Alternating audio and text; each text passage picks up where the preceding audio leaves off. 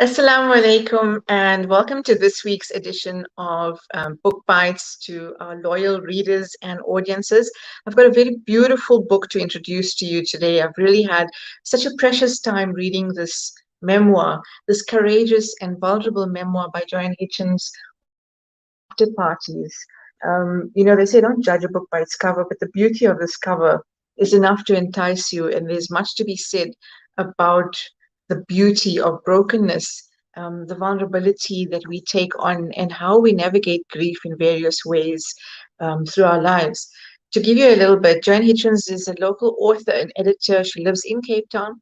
She's edited numerous short story anthologies. She's multi-award winning for her crime novels and some of her edited anthologies. And she's also award shortlisted for her young adult novel Stained and Riding the Wave. Some of her crime novels are Out to Score, Divine Justice, and more well known for Sweet Paradise. Death in the After Parties is her memoir. And, Joanne, welcome to the show. I'm really, really thrilled that we have this opportunity this evening to chat with you, and especially about such a beautifully written sharing in the form of this memoir. Welcome to the show. Thank you so much, Shafinaaz. It's a pleasure to be here, and thank you for inviting me. I'm looking forward to chatting with you. I especially, waited when I heard news of this new launch, of the launch of this book through Caravan Press. I know, because of our media engagement and through social media, you've shared some of your grieving on social media platforms with close friends. I've had the honor of reading some of it, and there's that sense, you get that we all try to navigate grief in different ways, and perhaps just the way poets have written about love, grief falls into that paradigm of you're not always going to be able to put the right words to it, and so it's so touching, and the human element that comes through. Speak to us about your process.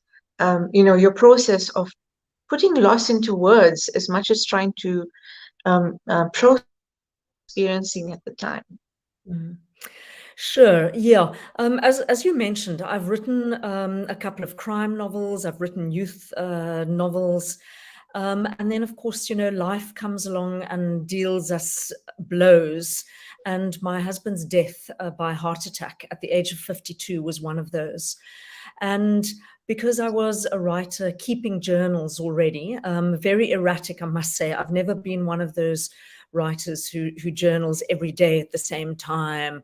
I keep notes on scraps of serviettes and in various books and paper all over the place. But it was still my habit to write about my life, at least something about my life every day. And that's what I continued to do after he died. So I think writing about my dear Robert's death was, in fact, part of that process of working towards actually creating a memoir, because I had all this material, which was basically the fact that my life had become material because he had died and I'd been writing about it. And what was I going to do with all of this material?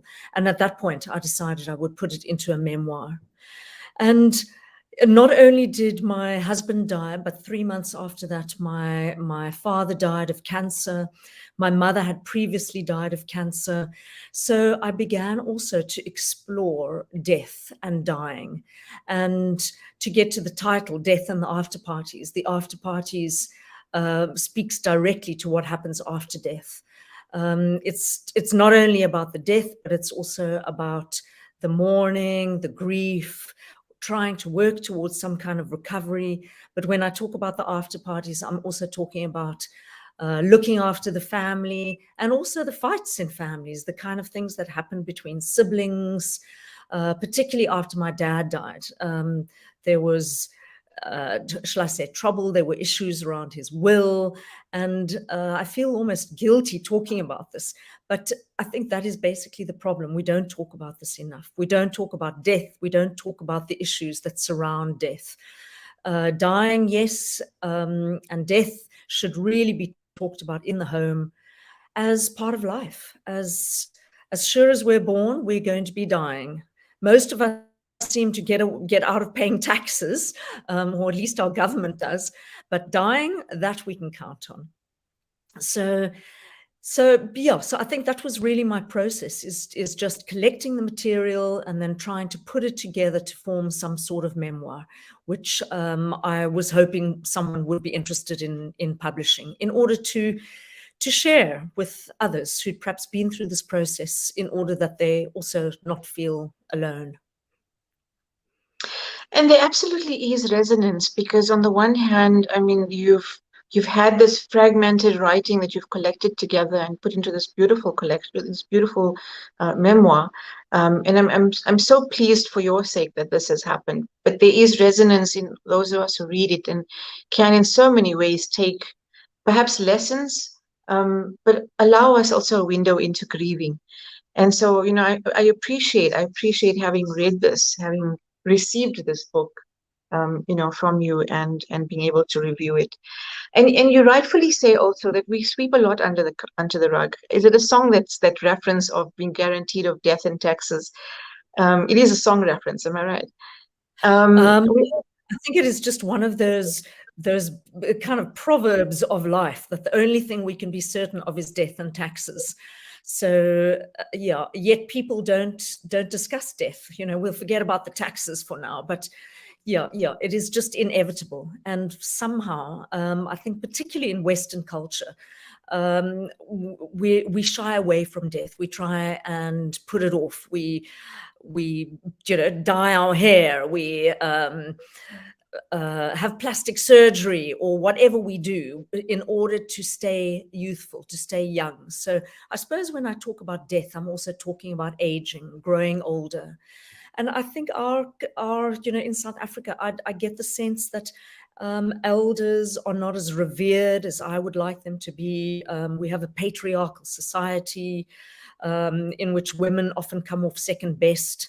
So there's all of these things working against us as well. And I just wish that we were a more reverent society towards each other in life, but also embracing death, talking about death, and talking about the different cultures in death, the different traditions, the different rituals of death, and how to say goodbye to people. I also wrote about the expected deaths, which are those deaths that happen when our parents perhaps reach a certain age, and we expect parents to die in the natural scheme of things. I think that is really what happens, that parents will die first. If children die, there's often a greater sorrow about that. So my parents' deaths were expected. They were in their 70s. My father actually reached 80. They both had cancer. We knew that their time was coming to depart. Yet my husband was a completely unexpected death. He, as I said, was 52. He was fit. We went to the gym together. He would do his thing on the treadmill while I was swimming in the pool at the gym. So when he woke up on a Saturday morning at 6:30 and said, "I don't feel well," and he clutched his arm and he clutched his chest, I already sensed then that this was not good, that I needed to get him to the hospital straight away. And at that stage, I thought, I'm going to take him myself because I can get there in 10 minutes, which I did. And very, very sadly, he entered the hospital. I parked the car. And when I went after him, they told me that he'd had a massive coronary, and there had been no chance of survival. So, yes, so I think just to get back to that fact that this is what happens in life, the expected deaths, but also the unexpected deaths. And in our society, we have too many unexpected deaths. And it leaves people not only grieving, mourning, there's all sorts of practical issues that one has to look to, looking after children, who has been the breadwinner in the family, where is one going to get support? And often what I think about my situation is that I was suddenly not a single parent, but an only parent.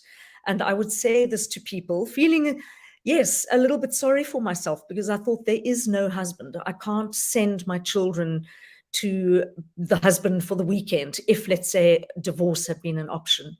So death really cuts one off very, very finely from the people that one loves.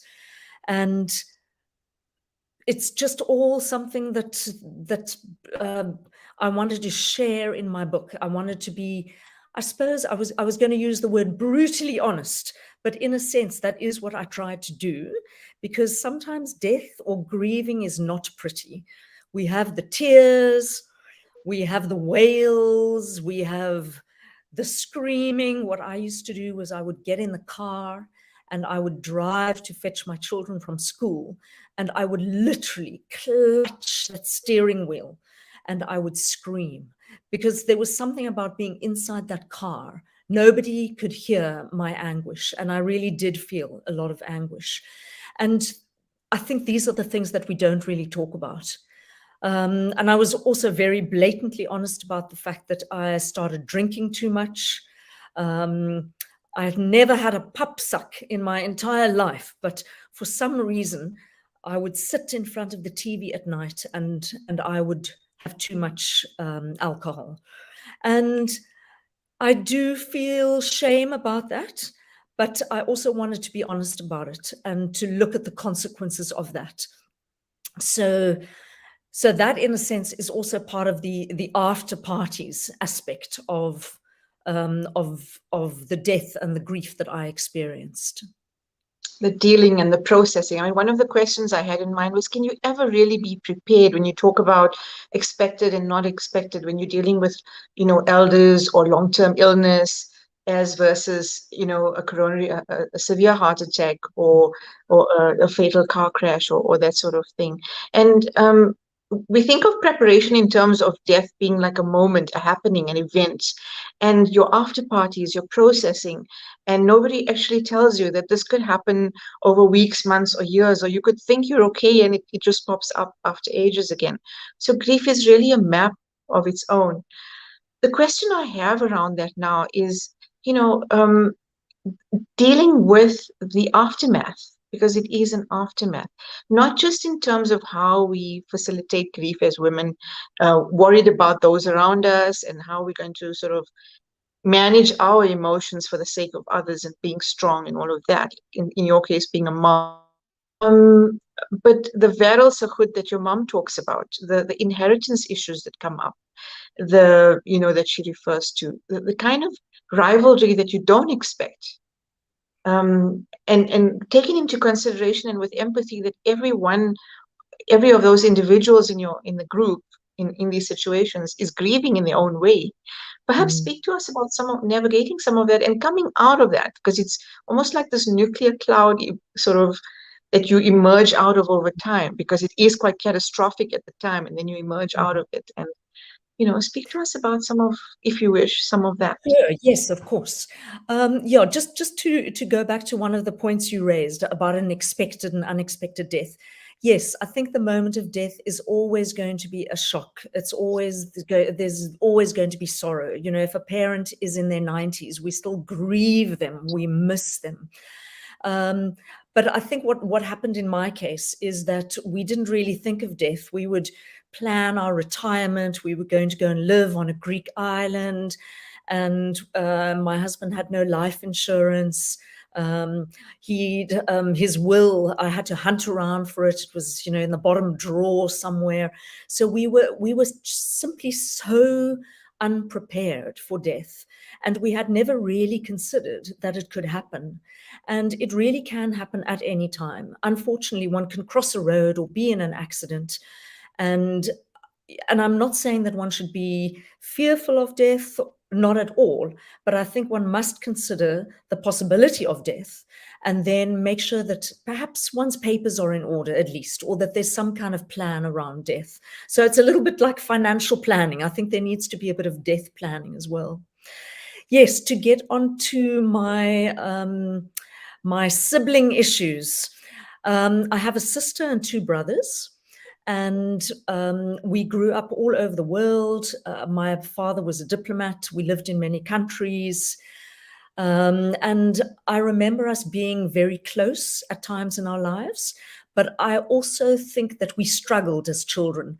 We were definitely, and still are, third culture children, the product of the third culture, which is basically you don't really know where you fit in, because you're traveling the world, you're living in different cities, which might sound exciting, but on an emotional level, I think it leaves children quite damaged in some way. simply because one's always going to a different school. Every couple of years, you're going to a different school. You make new friends, then you have to leave those friends. You have to start over again. So I think what I'm saying is we were left with issues as children. And because our parents were constantly busy as well, I think on some level there was neglect. And that sounds quite odd because I am from a privileged background. But my parents were really incredibly busy with their own lives. And we all, in fact, went to boarding school. So, at that stage, one is living with a matron. That's who looks after you. And there are perhaps 100 other kids who are looked after as well. So when it comes to death, I think what happens is that your parents are no longer there, and parents fulfill many roles in a family. They are the head of the family, and in most cases, those parents are respected. Those parents are the glue that keeps the family together, in a sense. We would all go to my parents' home and we would have lunches there and dinners. We would phone the parents if we had issues. So we were very close to our parents as adults. But the moment that the parents were gone, we seemed to revert to these roles of children and fighting with each other for perhaps the love that we hadn't received. I hope that that makes sense. As I'm saying that, I'm thinking this sounds rather strange, but when a family is intact, often those kind of issues are swept underneath the carpet as well. And I think with death, what happens is once the parents are out the way, the children are left to their own devices. And sometimes they do fall into those roles of young kids, and all their issues become apparent. So very unfortunately, and I don't think it was conscious, but it just there, you talk about the inheritance, or you want to know about the inheritance. There's one story I tell in the book. My sister and I stood in front of my parents' home, and we argued over a packet of, or a bag of cloth serviettes. Now, these cloth serviettes had been used at numerous teas. They were stained. They were a little bit smelly, but for some reason that precipitated a moment of competition between my sister and I, and we both wanted these serviettes. And I think we both behaved badly. She hung onto the serviettes, and of course, I tried to get them from her, and I think I pulled her hair. And, it's very unfortunately, I reverted to my childhood self, and she reverted to her childhood self. So there are those kind of issues that happen, which is in itself a kind of a bad news party. But that's what death brings up. It brings up loss. You spoke about that earlier. Once people are gone in our lives, there is that loss. There's the grief, there's the emptiness. And with parents, yeah, it's quite an interesting aspect, because you, the child, are then in the role of leader in the family. And unfortunately, there were issues around inheritance, which I think were largely sorted out in the end. But yeah, the other thing I learned writing the book and through looking at inheritance was, and I think this is a mistake that perhaps many parents make, perhaps not so much anymore, but that this idea of leaving an inheritance, of leaving some kind of financial legacy. And we grew up thinking, well, we will get some paintings, we will get lovely furniture. My parents had encouraged this way of thinking. And when they died, what we actually understood was, when we tried to sell things, that nobody is interested in dark brown ball and claw furniture. No one is interested in paintings that were done, in 19 Futsak by obscure South African artists. Unfortunately, there were no Pierneefs in our collection. But, it's this emphasis on stuff and things. And that's what I wanted to look at as well. What death does is on one hand, it brings us to a place where we realize that things are so unimportant. I mean, I would have given my house, I would have given everything just to have my husband back, just to have one last conversation with him. And on the other hand, one is now inheriting, and you're sorting out all these things that, belonged in the childhood home. And what I realized is those things have meaning, or had meaning, because they were part of my childhood context. But in fact, when we shared out these things, they really had very little meaning. And in a sense, I was quite shocked by that, to see how things actually do mean so little ultimately. And they really have meaning because they're connected to memory. They're connected to the activities that we've shared together in a home. So I learned a lot about letting go, not only letting go people, and one can never fully let go. The people that die are always with us in our heart, or they're with us in so many ways. But letting go the things that we believe are so important to us. And what I would like to do in my own life now is be less consumerist, more focused on experience and living life. Does that that? Well, I really appreciated the honesty and the raw honesty with which you told the detail of your processing the grief together with your family. And I felt that sense of loss you felt when you had for that time the distance with your sister. And I'm glad that there was an opportunity to sort of reach out again. But it is seen as part of the grieving detail, and that importance placed on things that are attached to memory, that are attached to childhood, just as you've so beautifully sort of enumerated. And that's just it about grief. It's about grabbing onto what else is left, because they're gone, and you just want that something that reminds you of them. As much as there was that expectation of inheritance, it's also about that family memory and this realization that no one else. Unfortunately, the reality of the world is your life has come to a standstill. There's this magnanimous grief that you're dealing with, because in your case, I mean, your loss of your beloved husband, for example, and you go outside your house and everything's just going on as normal. Doesn't the world know something majorly catastrophic has taken place? So that's that anger that you're dealing with. And I found that you're able to write in, we talk about writing as catharsis, but you're able to write in such a beautifully honest, authentic, and vulnerable way. But it takes so much of courage to write in that way. So I wanted to appreciate you for that. Um, and to have this opportunity to hear you speak about that process and to speak so honestly, no matter how it might seem. I think that a lot of us can identify with it. I think a lot of widows, a lot of people who have lost loved ones, even coming through the pandemic, can identify with it. And a lot of families who have taken to fall apart because of unpreparedness, or not knowing what would happen in the case of, sort of inheritance issues, or not having clear lines around what goes where, those expectations not being met, and that sort of thing. Even that is an opportunity for growth, as you've pointed out as well. Um, how have the children taken to? I mean, have the children, the next generation, read this book? What does it mean for them? Mm.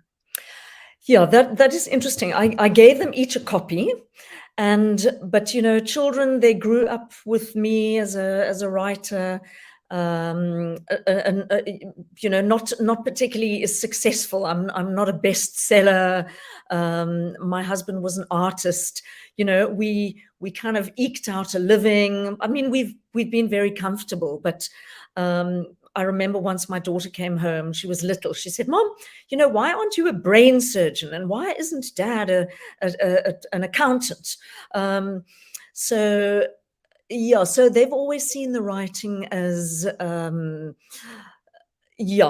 think they would much rather have had a mother who was a CEO of a company and who was really bringing home the bacon. So yes, so they haven't read the book. My son, however, did start to read it. And he came to me a while back and he said, "Mom, I'm just loving your book. I just think it is fantastic." And of course, I was really touched. he said, "Mom, you write like Herman Hesse." Herman Hesse is, I think, the only writer that he's read, but I was absolutely thrilled.